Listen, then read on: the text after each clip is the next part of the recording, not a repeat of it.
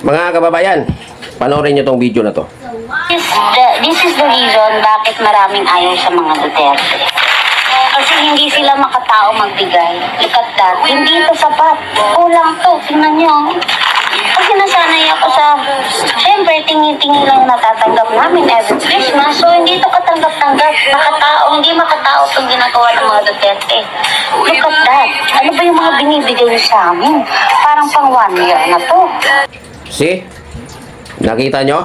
Ganyan ang mga Duterte.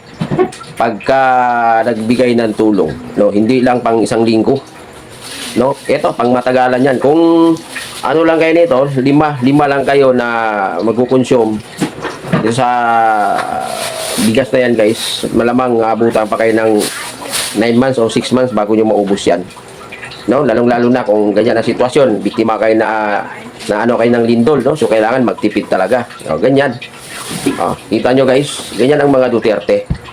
Makikita mo talaga na, di ba? Makikita mo talaga na hindi talaga ang pamilyang Duterte ay hindi talaga kurap. Tingnan mo. Tingnan nyo yung ginawa nila. Napakatindi niyan. Saka makikita. Maliban lang sa mga vlogger. Kasi ang mga vlogger kasi, hindi man lahat, no, limitado lang talaga ang ano niyan, ang ano niyan, yung budget niyan. Pero ito mga Duterte. Tingnan nyo na nga, guys. Sobrang dami. Bigas, mga dilata, na pang siguro kaya niya nasabi yun na yung kanyang natanggap na ayuda or tulong galing sa mga Duterte, siguro baka tatlo lang sila, no? Tatlo lang sila.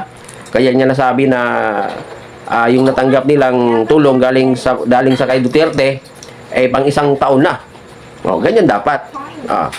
So, diyan mo makikita, guys, kung diyan mo malalaman ng isang tao kung kurap ba talaga siya o hindi.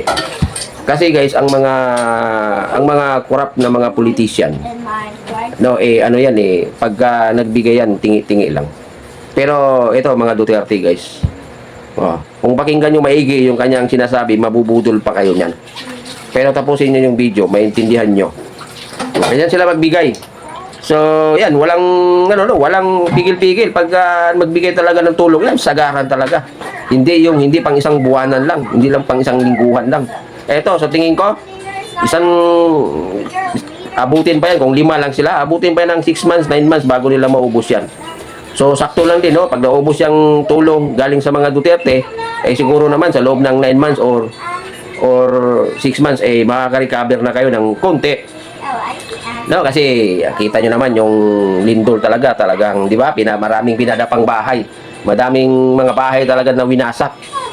So, ayan, no? Napakasarap panoorin, guys, no? Na may mga politiko, may mga politician na kung magbigay ng tulong, no? Sagaran talaga. No, kasi, di ba?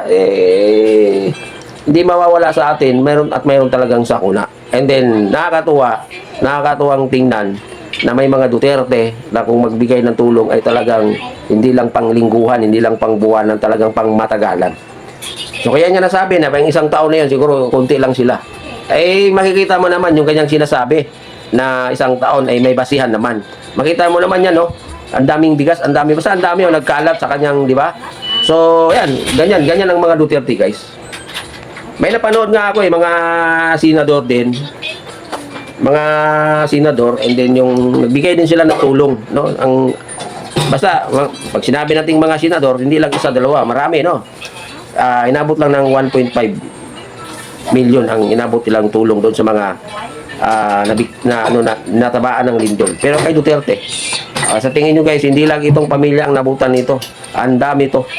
Talagang sa sobrang tuwa niya, hindi niya sukat akalain na makatanggap siya ng ganung karami na ayuda galing sa Duterte, pamilyang Duterte. Yan, nag-video talaga siya, no? At yan, basyan natin yung video, di ba? So, yun, guys, no? Pasalamat tayo at may mga Duterte na kung yan, talagang willing magbigay ng, wala naman siyang sinabi, no? Kung sino yung Duterte yung tinutukoy niya. Pero pag sinabi nating Duterte, matik na yan. Pamilya ni Sara Duterte yan. Former president. So, matik yan, di ba? Ito mga galit kay Duterte. Siguro naman, no? Matuwa naman kayo kahit kahit konti lang, no? Sa, yan, di ba? Nakakatuwa, no? Nakakatuwa na may mga tao na kung magbigay talaga ng tulong ay pang matagalan, pang 6 months, pang isang taon, pang 9 months. Bibihira ka lang makita ng mga taong ganyan, lalo-lalo na politician, na magbigay talaga ng tulong ay sagaran. Ito, sagad na talaga yan. And siyempre, hindi lang siya ang nakatanggap niyan, marami yan sila. Sigurado yan. Oh. So, shout out sa mga pamilyang Duterte. Isang palakpak naman dyan. Guys, anyway, no, follow my page.